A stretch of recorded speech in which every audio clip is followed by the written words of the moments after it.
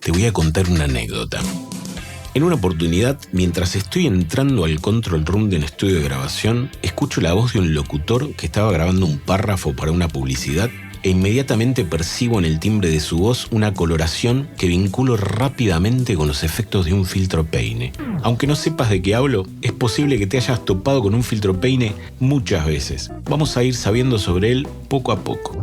Cuando ingreso lo suficiente como para lograr llegar a ver al locutor a través de la ventana, observo que estaba a unos 10 centímetros de un Neumann U87 y con una de estas tablas portapapeles que usaba para leer, dispuesta muy cerca detrás de la parte trasera del micrófono. Sin pensarlo mucho, le pregunté al ingeniero si había configurado el Neumann en figura de 8, a lo que me responde: no, está en cardioide. Amablemente le sugerí que fuera a verificar, y él, que tomaba con gusto mis observaciones, detiene un momento la grabación y se va hasta la sala para chequearlo. Un instante después vuelve y me dice: efectivamente, estaba en figura 8. ¿Cómo te diste cuenta? En primer lugar, yo hubiera descrito la coloración de la voz como de cuerpo y presencia exagerados. Y resulta que el Neumann U87 tiene 3 patrones polares, 2 direccionales y 1 omnidireccional. A la distancia que manejaba el locutor, ese tipo de coloración no se corresponde con la del omnidireccional, que tiende a sonar más natural. Y por otro lado, la captación del ambiente no parecía la de un omnidireccional, por lo que la configuración del micrófono debió estar en cardioide o figura 8. La cápsula cardioide es unidireccional y rechaza bastante todo lo que no llegue a la cara delantera. El figura 8 es bidireccional, toma tanto en la parte delantera como en la parte trasera. El Neumann U87 lo hace con 2 membranas. El locutor hablaba frente al micrófono hacia la cara delantera, pero también hablaba frente a la tabla portapapeles que reflejaba su voz hacia la cara trasera del micrófono. Y algo que puede no ser evidente es que la voz del locutor llega primero a la membrana delantera del micrófono y después llega a la tabla, por lo que el reflejo o eco de su voz llega más tarde a la membrana trasera porque tuvo que recorrer una mayor distancia. Si el U87 hubiera estado configurado en cardioide, el reflejo de su voz no habría entrado en la ecuación, porque el micrófono lo hubiese despreciado. ¿Qué pasaría si el micrófono hubiera estado configurado en bidireccional? Bueno, la voz original y la voz demorada, o el reflejo o el eco, se estarían sumando en el micrófono, ya que el figura 8 toma en ambas caras. Y dependiendo de la diferencia de tiempo y de volumen entre estas dos señales que tienen el mismo origen, podría estar provocándose un filtro peine. Repito, la suma de 2 señales, que son una original y una versión demorada de la primera, pueden dar como resultado una señal filtrada con forma de peine, que puede ser más o menos evidente dependiendo de la diferencia de tiempo y volumen entre ellas. Dado que yo percibía un timbre extraño, que parecía un poco filtro peine y un poco el filtrado de la superficie de la tabla, pensé que para que esto estuviera pasando, el micrófono tendría que estar captando también en su membrana trasera. Por lo tanto, tenía que ser un figura 8 o un omnidireccional. Y el omnidireccional ya lo había descartado. Así que 2 soluciones posibles en este caso podrían ser poner el micrófono en cardioide o alejar la tabla, o las 2 opciones al mismo tiempo, lógicamente. Muy pronto vamos a descubrir por qué estas propuestas deberían funcionar. En este momento me encuentro a unos 10 centímetros de un Neumann U87, levemente fuera del eje de la cápsula que está configurada en figura de 8. En este mismo instante puse en la parte trasera una tabla portapapeles a unos 10 centímetros o algo menos de la parte trasera del micrófono y apuntando hacia él. El cambio de coloración feo en la segunda mitad del audio se debe en parte al filtro peine provocado por la suma de mi voz más el reflejo de morado. Pero si esto lo considerás algo sutil, vamos a mostrar el fenómeno de una forma que sea más que evidente. En lugar de una voz vamos a poner una pista de ruido rosa y vamos a agregar un analizador de espectro de lo que estemos escuchando.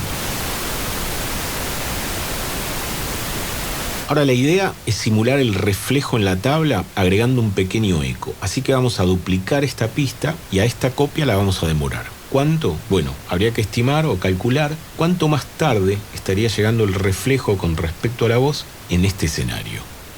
Dado que el reflejo recorre unos 12 centímetros más que la voz directa para llegar al micrófono, estaría llegando 1/3 de milisegundo después. El cálculo es este. Lo dejo unos instantes para que lo puedas pausar, lo analices y lo puedas usar en otro escenario.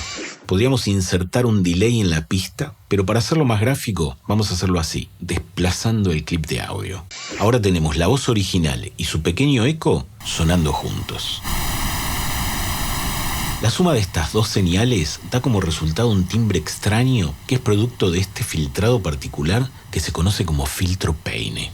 ¿Por qué se produce este fenómeno y por qué tiene esta forma? Tiene que ver con la relación de fase y amplitud de cada una de las diferentes frecuencias involucradas para ese delay en particular, y es un tema que merece su propio video. De momento hablaremos de las situaciones en las que puede presentarse y cómo combatirlo.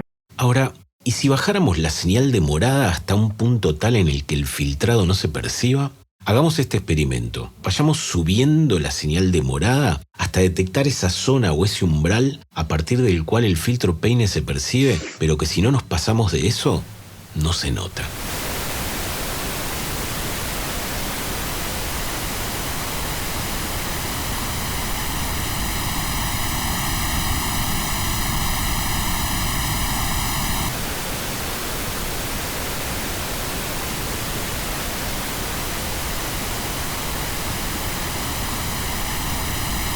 Yo percibo que comienza a cambiar el timbre cuando el volumen de la señal de morada llega a esta zona, a ese nivel. Cuando la señal de morada se suma a la original con una diferencia de 10 a 12 decibeles,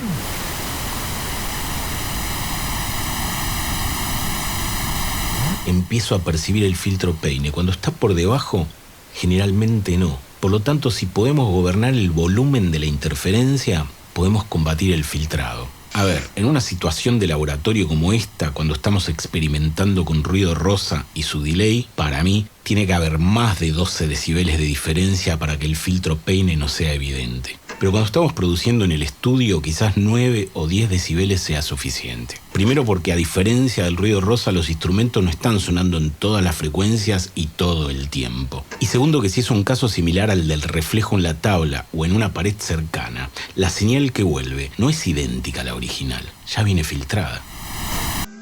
Es aquí cuando entra y toma sentido la tan popular regla 3-1. Esta regla tiene como objetivo que la señal de morada tenga al menos 9,5 decibeles menos que la señal original.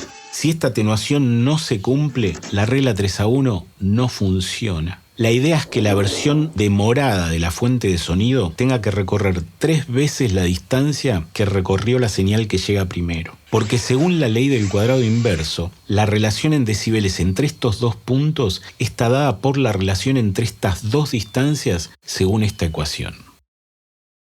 Analicemos el caso del locutor y la tabla con las distancias recorridas. Según esta relación, tendríamos una diferencia de 6 a 7 decibeles, por lo que tendríamos que alejar la tabla hasta conseguir un recorrido de 30 centímetros, ya que es el triple de 10. O poner un micrófono cardioide para conseguir esa atenuación, aunque la señal de morada no haya recorrido el triple de distancia.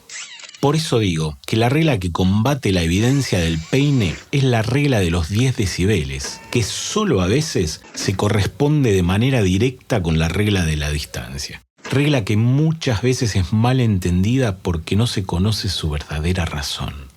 He visto algunos libros que con la mejor intención sugieren que, por ejemplo, en un dúo vocal, tengo las voces por aquí, sus micrófonos, y sabemos que esta voz va a llegar más tarde a este micrófono que a este. Por lo tanto, al sumar estas dos señales, ya sea en la consola o en la estación de trabajo, podemos tener filtro Peine. Pero el libro dice que si conseguimos que la distancia entre estos dos micrófonos sea el triple de la distancia que tenemos de este micrófono a la voz en cuestión, el filtro Peine no se va a percibir.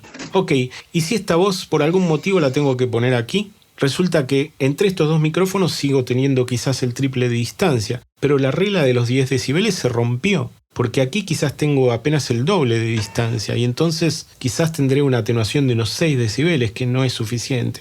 Esta sugerencia tiene algunas fisuras. Para aplicar la verdadera regla 3-1, vos tenés que estimar la distancia al micrófono dedicado y lograr que la fuente de sonido tenga que recorrer el triple de distancia para llegar al micrófono conflictivo. Por lo que tenés que pensarlo como radios de una esfera. Si vos tenés la fuente por aquí y el micrófono dedicado a esta distancia, el otro micrófono tiene que estar en cualquier punto que lo obligue a recorrer el triple de distancia. así. Pero atención, aún cumpliendo bien con la regla 3-1, hay maneras de romper la regla de los 10 decibeles, con la ganancia o el volumen del canal. Si yo tengo aquí un instrumento que tiene X volumen, X presión sonora, y aquí uno mucho más débil, asumiendo que la sensibilidad de ambos micrófonos es similar, el pre de este micrófono lo voy a tener mucho más alto que el pre de este. Por lo tanto, esa atenuación que conseguí con la distancia, la estoy destruyendo con la ganancia. Como ves, hay muchos conceptos que tenemos que relacionar para encontrar soluciones simples a problemas frecuentes, y nos quedan incógnitas por resolver. Si te sirve ver los temas de esta manera, ayúdanos con un me gusta, suscríbete y prende la campanita, así trabajamos en más contenido. El tema es extenso, y cuanto más entendemos, más fácilmente encontramos soluciones verdaderas. Si querés que profundicemos en el filtro peine con este estilo, ponelo en los comentarios. Por ahora, vamos a proponer algunas máximas y a repasar algunas situaciones. Para que haya un filtrado tipo peine, las señales tienen que provenir de la misma fuente, es decir, una tiene que ser delay de la otra. Por ejemplo, un instrumento que es tomado con varios micrófonos a diferentes distancias.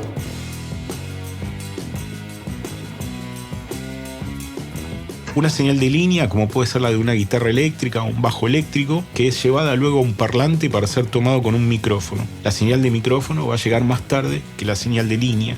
Un micrófono que toma un instrumento y su reflejo en la pared, o en el piso, o en algún objeto. Una señal a la que le agregamos un delay muy pequeño o la duplicamos y lo desplazamos sutilmente. Una señal más una versión de sí misma provocada por la latencia de algún plugin o por el buffer de la interfaz de audio. Escucho un filtro peine cuando dos parlantes emiten la misma señal y están a diferentes distancias de mi oído. Hay muchas situaciones y es probable que ahora me olvide algunos casos, pero digo una más. Cualquier técnica de microfoneo estéreo que no es monocompatible y la ponemos en mono. Este es un tema que merece su propio video. La técnica como la de par espaciado, que es una técnica no monocompatible, no se puede poner en mono sin que provoque algún nivel de filtro peine más o menos evidente. No tiene solución. Si no produce filtro peine al ponerlo en mono, es probable que lo estemos confundiendo con una técnica de acento en regiones separables del instrumento, que luego ponemos en estéreo. Algo suena por aquí, algo suena por acá, pero nada suena en el centro, por lo tanto no se trata de una técnica de microfoneo estéreo. Para que haya filtro peine, las señales tienen que sumarse o encontrarse acústica o eléctricamente. Si yo tengo un instrumento que es tomado con dos micrófonos a diferentes distancias y las señales de estos micrófonos están paneadas iguales o similares, estas dos señales se están sumando, por lo tanto puedo llegar a percibir un filtro peine. Pero si estas señales están paneadas una a un lado y la otra al otro, y yo estoy escuchando con dos parlantes, estas señales van por canales diferentes, por lo tanto no interfiere una con la otra. De esta manera no hay filtro peine.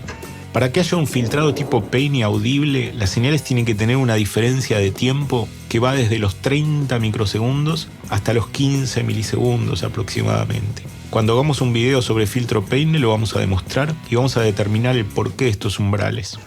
Para que el filtro peine no se perciba, las señales que sumamos tienen que tener una diferencia de nivel. Bueno, depende del caso, pero mínimo 10 decibeles, a veces más. Es ahí cuando nos ayudamos con la regla 3-1 bien aplicada, o usando micrófonos direccionales, o reforzamos una técnica con la otra idea. El asunto es que se cumpla la regla de los 10 decibeles. Para cerrar, me gustaría contarte sobre una técnica de grabación de guitarra eléctrica que tiene claros problemas de filtro peine que no se pueden solucionar con la regla 3-1. Al parlante del equipo de esta guitarra eléctrica lo microfoneamos con un Shure 57, en bobina móvil,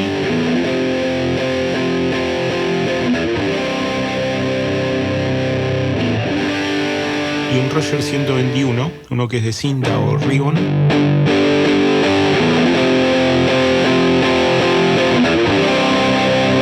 Ambos micrófonos pegados a la rejilla del equipo.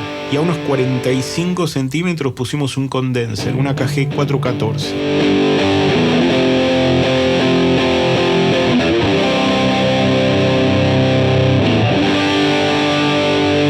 Los primeros dos micrófonos reciben la señal al mismo tiempo y el 414 1,3 milisegundos después. Al sumar la señal del 414 a la de los otros dos, se percibe un timbre muy desfavorable.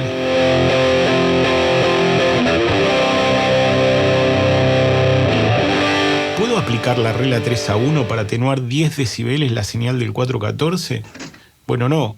Puedo ponerlo a cualquier distancia, pero la idea es que el aporte del 414 se note. No quiero que tenga grandes diferencias de volumen con los otros dos micrófonos. Así que lo que vamos a hacer es ponerle un delay a los micrófonos cercanos de 1,3 milisegundos, para que todas las señales suenen al mismo tiempo.